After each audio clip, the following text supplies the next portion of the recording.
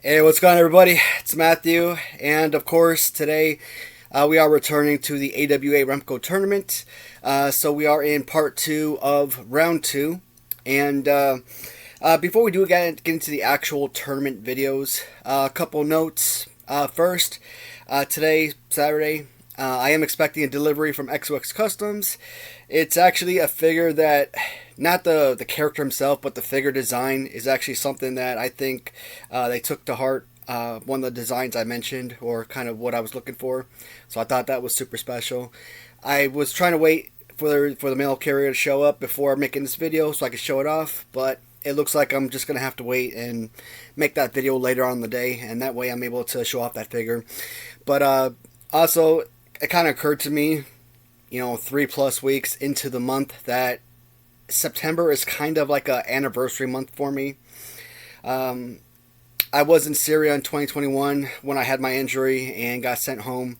And of course, around August of 2021 is when I created one of my first eBay accounts and started selling on eBay for the first time.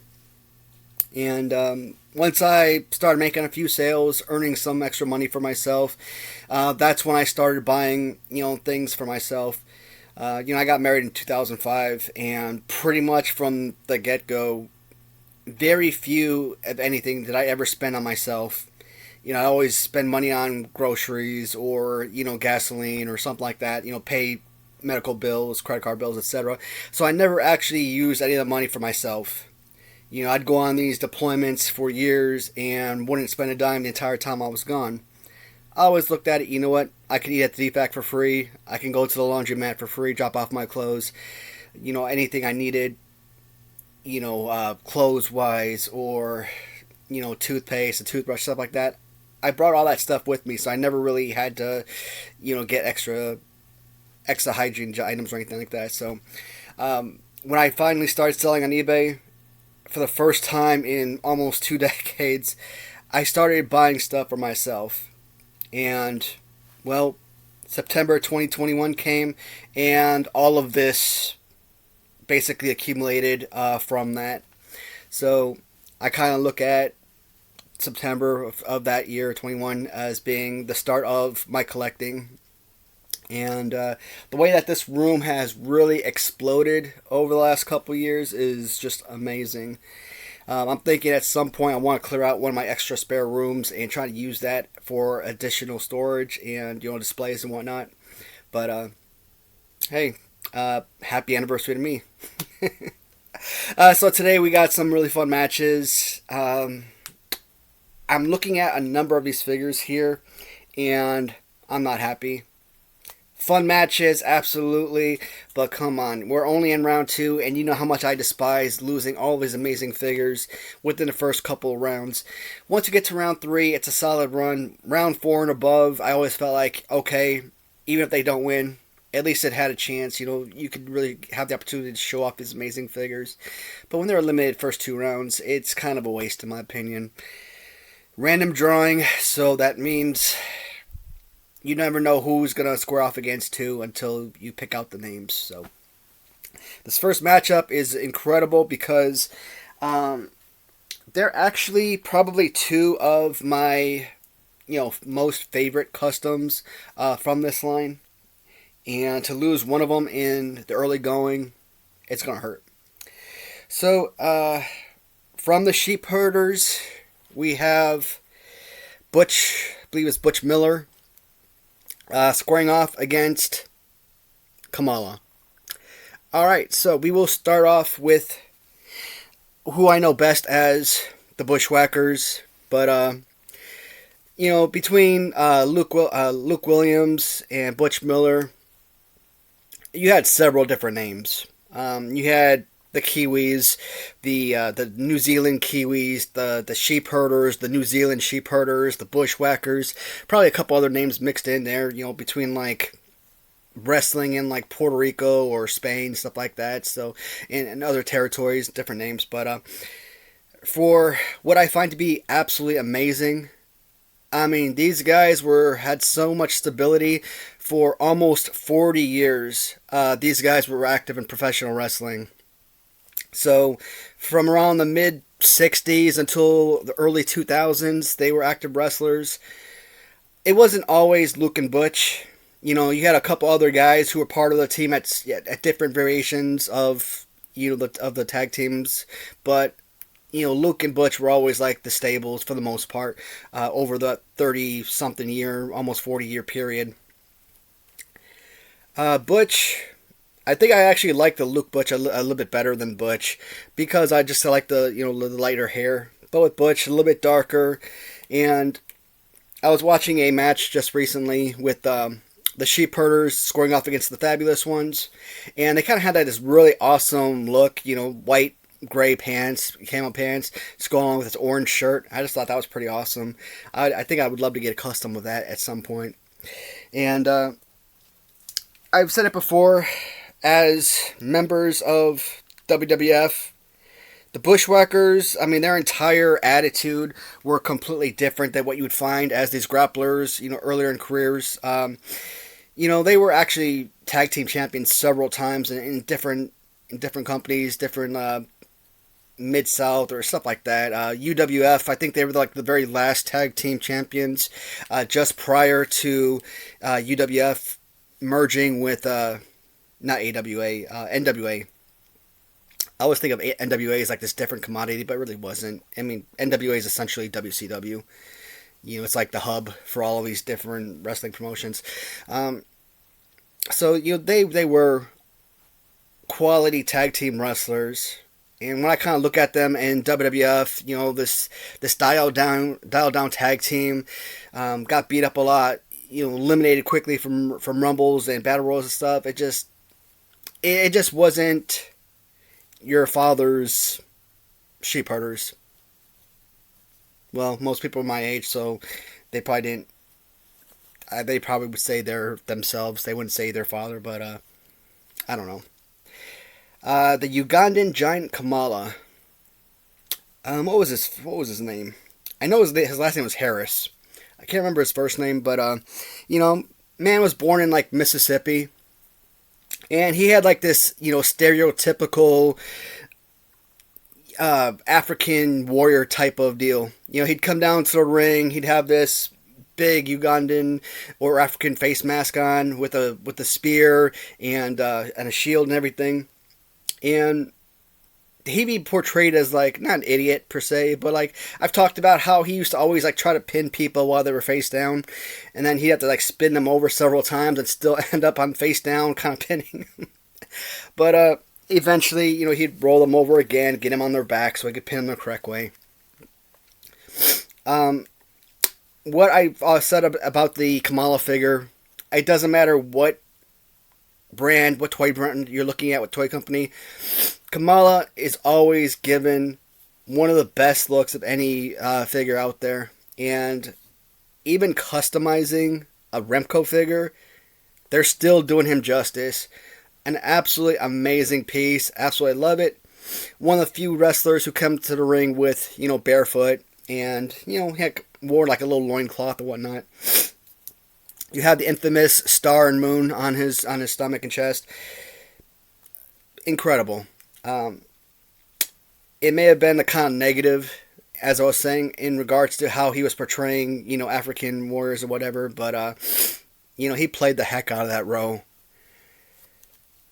Sheep Herders, didn't really grow up watching them. I watched, obviously, Bushwhackers. I know more about Bushwhackers. And Kamala, here's another character who's been around since like the 70s. He's been around forever.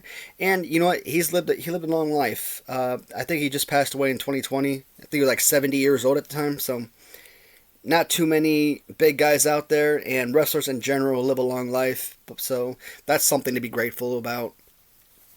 Two awesome figures.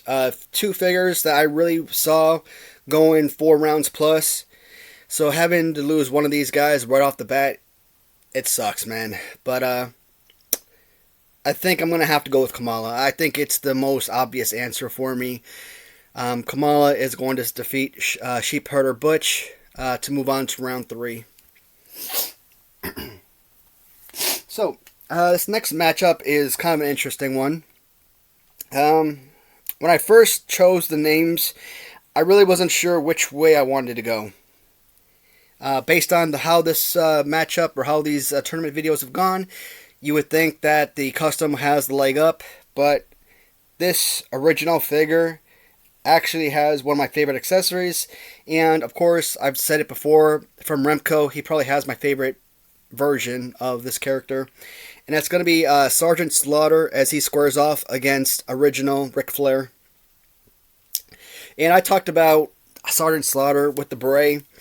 I think it'd been a much better figure had they incorporated the drill sergeant hat, but he kind of, again, I think this is a better like Colonel De Beers type figure than Sergeant Slaughter, but I much prefer to refer to him as Sergeant Slaughter because, I mean, I know and love Sergeant Slaughter, and Colonel De Beers, I know of the name, but I mean, I don't know anything about him. It's like, what's a good example? Oh, Chief Strongbow, Native American wrestler. I know of the name, but I could never pick him out of a lineup. I don't know who that is. I never saw him wrestle. So, Colonel Beers and Strongbow, they kind of like fall into the same boat. Otherwise, quality action figure all around. Again, the only thing I would have changed out would be the hat. Change out the beret for drill sergeant hat. Otherwise, it looks just like your Series 3 Hasbro, which is awesome. And Ric Flair. 1980s Ric Flair. Obviously, they don't have the technology that they do today where you can pretty much make any wrestler, make their face on the action figure look like it's a real-life person. Growing up having the Galoob Ric Flair, you would think that that's my Ric Flair from childhood. That's the Ric Flair I should gravitate towards the most. But it's not. It's weird because with all the Ric Flairs that I own, of all the different toy lines, I think this Ric Flair is probably my favorite. And obviously, you got to go with the basics. One, taller. Remco is about 5.5 inches to the Galoob 4 inches. Fighting pose, obviously, just like any Remco, perfect. The abs and everything, not many folks out there are ripped like that. So the whole He-Man body, you just gotta live with it. And with the jacket accessory, the robe, one of my favorites of the entire line. I think the accessory is probably in the top 5 of the accessories from all of Remco. Amazing figure. Do I dare eliminate yet another original from this tournament? No, I'm not going to choose a certain character based on the fact that so-and-so was original and doesn't have too many originals. I'm not going to make that, but Sergeant Slaughter. Oddly enough, obviously I knew Sergeant Slaughter because of a lot of home videos I watched in late 80s, early 90s. But by the time I ever got into wrestling, I think he had been out of wrestling for like a number of years. Around 86, 87, he obviously went to G.I. Joe and, got his G.I. Joe action figures and was doing the cartoon, stuff like that. So the man is like, incredibly popular on 2 different markets, which is pretty amazing. And of course, 1990 with, the Gulf War starting up, taking this American hero and turning him into a bad guy and a traitor. I don't know if I would agree with that, even by today's storytelling, which I thought was pretty solid, because having him go back and become a good guy again, it's like, no, traitors during wartime are put to death. So, kind of be like, oh, all is forgiven. Hey, you're a good guy. We're going to root for you again. Again, I didn't like that aspect. The face, again, I just can't see Sergeant Slaughter on the face. 99% of the figure I absolutely love. I think this was one of Jonathan's figures. Amazing work. I mean, I think he has some of the best figures out here. So, but at the same time, I absolutely love the Ric Flair figure. I mean, the man was a darn 20-time champion. NWA, AWA, WCW, WWF, Japan. The man was just all over the place.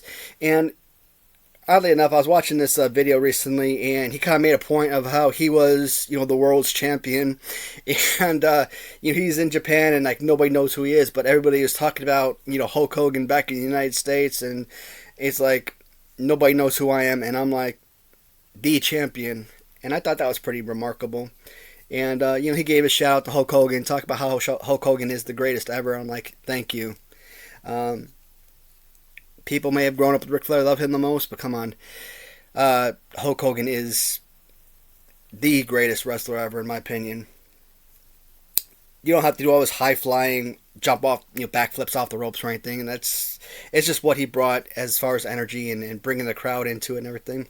But Ric Flair, like I said, never a fan of Ric Flair growing up, but you got to respect his legacy and his legend status. So, of course, for at least one more round, hopefully more, we get to see Ric Flair move on as he pushes on to round 3. So, here is a figure that was just shown very recently towards the end of round 1. Either the last video of round 1 or the previous video to round 1. And it's going to feature Moondog Rex as he squares off against Jeff Jarrett. So, Jeff Jarrett, again, when you kind of look at the face, I think this is a more modern version of Jeff Jarrett. Doesn't look as young as I kind of remember him. I know I said I was going to do a lot of backstories with a lot of these guys, but they're just certain folks I don't really care about. Jeff Jarrett, the figure is absolutely amazing. Even with the more modern face, upgraded version there. The head sculpt, one of the best of all of the figures. When it comes down to it, I'm kind of curious of what I'm going to choose. Am I going to choose a figure that has an updated head sculpt, which just makes the figure look, more like the actual person? Or am I going to choose something that's more Remco style, like it was actually created in the 80s?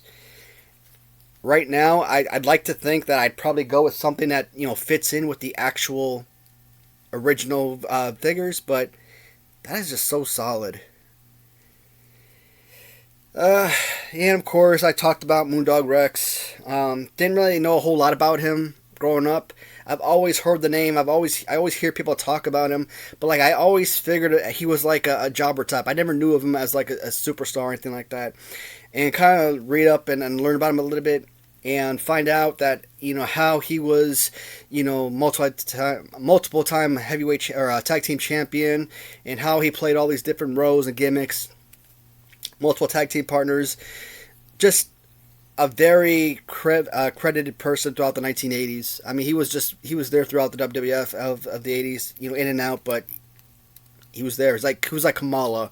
Kamala kept coming in from around 84 to 93. He was in and out wrestling at WWF throughout that era. The one thing I found most fascinating, as I mentioned in one of the last videos that I made talking about Moondog Rex, discovering that he was the original Smash. Of course, a lot of time when I think, tag teams, right? If I'm going to think the Bushwhackers, I'm going to think Luke and Butch. I'm not going to think of any other members of that team. If I think Legion of Doom, I'm going to think Hawk and Animal. I'm not going to think of any other members part of that tag team at any point. And Demolition, same thing. I'm going to think of your original 2, your original 3. I'm not going to think of guys who may replace others.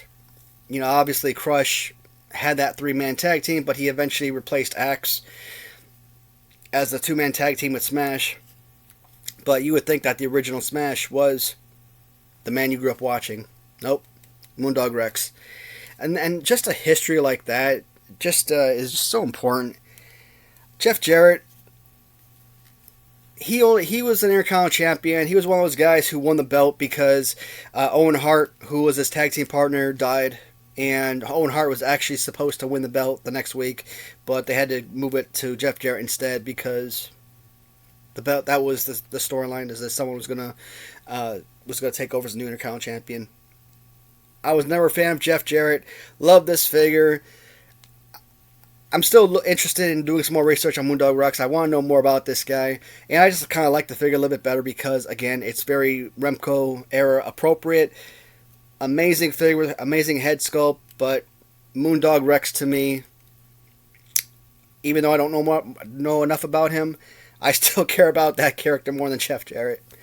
And the fact that Jeff Jarrett is still around today either on podcasts or, making like these little cameos and stuff. I'm like, go away. Just not a fan. Don't hate the person personally or anything, but maybe it's just the whole gimmick, the whole, I don't know, Nashville star type of deal, the little strut he does around. I'm like, no, go away with that. This next matchup is a very interesting one. And once again, two elite figures. One is going to be eliminated so early in the tournament. And it's going to feature the Russian Boris Zukov as he does battle against The Undertaker. So I did talk about The Undertaker with the purple socks and gloves in, I think it was the last video of round 1. That figure, because of the head sculpt, which was very era appropriate or Remco appropriate, I like that one better than this one. But there are certain things about this figure that obviously you can't deny. One, the gray socks and gloves, more reminiscent to The Undertaker that you remember from childhood as he first entered the WWF. I like the fact that this one actually came with an accessory, kind of gave you that late 90s biker Undertaker version, which was awesome. And I think the whole hair kind of makes sense with the whole biker mindset, because it's like his hair is, flying in the wind. But that, that is so solid and so well done. The look of his face was weird, but I mean, it looks like a live person, which is fantastic. An awesome figure. I think if it came down to this one or the other one, I might possibly have chosen the other one. Maybe. But they're two great Undertaker figures nonetheless. Boris Zukov. Another one of those characters I just never grew up watching or could remember. I'm not saying I never saw him at any point. There's probably a ton of people I've seen wrestle as a kid that I don't remember nowadays. To all these folks who are like, can recall to the very day that they purchased wrestling figures or, matches that they had as a kid and stuff like that. I'm jealous as heck of that. I love that. That is incredible. I would love to have that kind of memory. Unfortunately, I don't. What sucks is when you go into the VA hospital, and you're talking about how you're having memory problems and whatnot, and they give you that little 3-word test like apple, couch, railroad. I don't know, just throw out 3 random words, and then they talk to you about your health for the next 20 or 30 minutes, whatever, what's going on, and then 20 minutes later, whatever, they ask you, so what are those 3 words I mentioned at the beginning of the interview or whatever. It's like, dude, I couldn't remember those words if you asked me about it a minute later, and you think I'm gonna remember after 20 or 30 minutes. Like I said, there's certain things that I think will always stay in my mind regardless, but most of my memories are pretty much long gone. Boris Zukov, I know he did tag team with I think he came in with Nikolai in the early 90s. And, of course, later on, Nikolai did become a good guy and start tag teaming with, Hacksaw and whatnot, as Russia became more of an ally with the U.S. But Boris Zukov, he was, I think he was only in the WWF for, a year or so.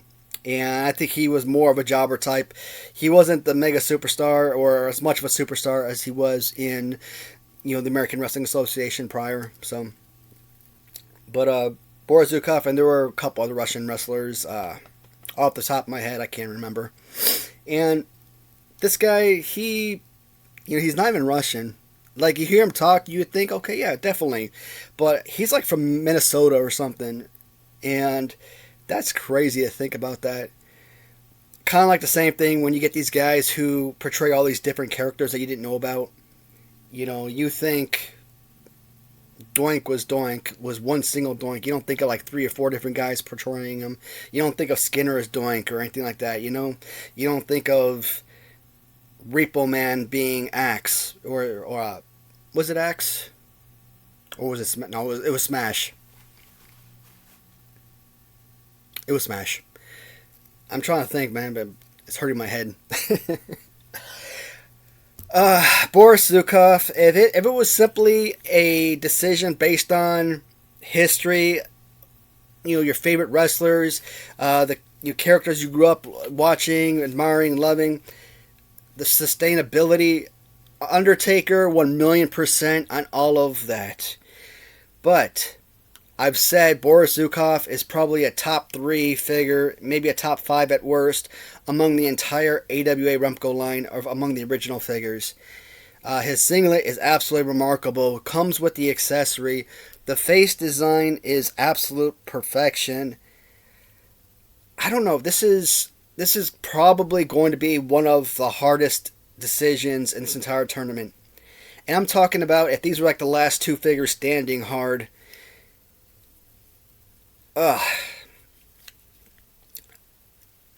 Coming into this tournament, I thought that Boris Zukov was probably on the top 10 or top 12 list among the originals or customs that had a chance of winning this tournament.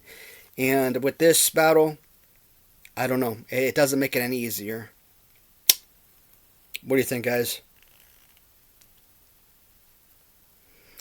Alright, I'm going to pull the trigger. It's the one that's going to make sense for me. Boris Zukov moves on to round 3. He defeats The Undertaker. This is the second and final Undertaker to be removed from this tournament. I know we all wanted to see an Undertaker win, or at least go a lot deeper, but 3 or 4 rounds easy, but he just squared off against a competitor that has probably a 15% chance of winning based on all of the figures remaining in this tournament. And you might think, well, 15% ain't great, but there are a lot of really, truly amazing figures, so 15% is an astronomical number. Alright, so the last matchup for this video, it's going to feature another couple favorites, and it's going to be Curt Hennig from Gagne Raiders, an original, taking on Jerry Lawler. So, Curt Hennig, we still have the Mr. Perfect in this tournament, and I like that version a whole lot better. And I think if it boils down to it, if it comes down to that custom Mr. Perfect or the original Curt Hennig, I'm probably going to choose, no, I will choose the Mr. Perfect. Same exact head mold and everything. All they did was, put some blonde hair on top of the head and bleeds it in so beautifully. You would never even know that, they'd customized the top part. Incredible.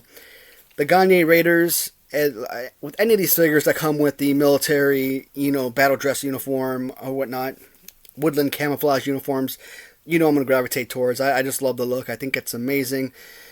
Figures like Gagne Raiders and the Bushwhackers / Sheep Herders or Sergeant Slaughter, figures like that. I love all of them. I think they're amazing. Such a fantastic figure. Could he beat Jerry Lawler in this matchup? Theoretically, I would say yes, but I think this might be the greatest design for a Remco custom that I've seen. And another one of those figures that are just very Remco era appropriate. Slap some paint on an existing figure, give him that little 1980s Memphis goatee type of deal. Looks really solid. And which one is that? No, that one's all blue. Kind of looking at the LJN figure right there. But yeah, this is again more Memphis appropriate. Jerry Lawler, again, one of those characters who, by the time he got into WWF in the 90s, probably pushing 40 or in his 40s at that point, was probably expected to be more of a commentator, not really an in-ring performer as often. Every now and then, sure. I mean, if a 70-something-year-old Ric Flair can still wrestle, of course you can have a 40-something, Jerry Lawler in the ring. All the things I can remember about Jerry Lawler from WWF, of course, it was always negative. Started arguments he couldn't finish. Hit under the ring was an easy elimination in Rumbles. Just was not your prototypical wrestler. He just seemed more of a coward. Like he should be managing, like a Bobby Heenan type or something. But the man was such a fantastic performer. And I've said it before in, the previous time I've talked about this guy. Like, he would do a wrestling match in Memphis, and then he'd go on the local news afterwards. That's how beloved this character was in that region of wrestling. And when a lot of these regions start breaking down and merging into the larger hubs and whatnot, I mean, him ending up in WWF was going to be a no-brainer. Eventually that was going to happen. Two awesome figures, but I think from the beginning, we already knew Jerry Lawler was probably going to move on to round 3. And I feel like this should be a final 6 or final 8 action figure. I don't know. Again, it's not like I can make up my mind until I actually get the figures in front of me and start talking about them. But I would love to see this one somewhere towards the bottom 8. Alright, so recap. Kamala defeated Butch of the Sheepherders. Ric Flair defeated Sergeant Slaughter. Moondog Rex defeated Jeff Jarrett. The Russian Boris Zukov defeated Undertaker. And finally, Jerry Lawler defeated Kurt Hennig of the Gagne Raiders. So, I'm going to get this video posted today. In fact, later on today, this afternoon, or possibly this evening, I'm going to come down here. I want to make another video, because by that point, I should have the new XOX Customs figure to talk about really quickly. And what else we got? Trying to think what else. I think that's it for now. Talked about the anniversary, of course, at the beginning of the video. And, yeah. Anything I need to talk about, I will mention in the next video. And until then, guys, once again, thank you so much for watching, and we'll talk to you in the comments, and see you in the next video. Goodbye, everybody.